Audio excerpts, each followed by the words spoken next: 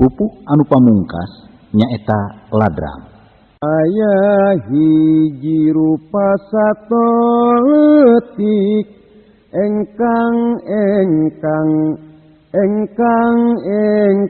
sok luluncatan dicai ari bangun arek sarupa jeung lancah.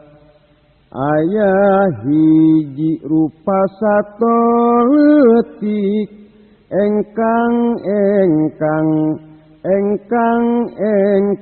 sok luluncatan dicai ari bangun arek sarupa jeung lancah.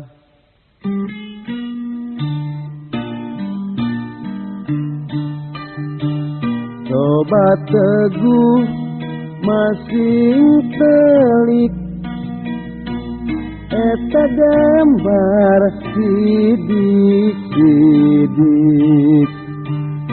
sato naon itu wanda rejeng di mana ayana. Coba teguh masing telik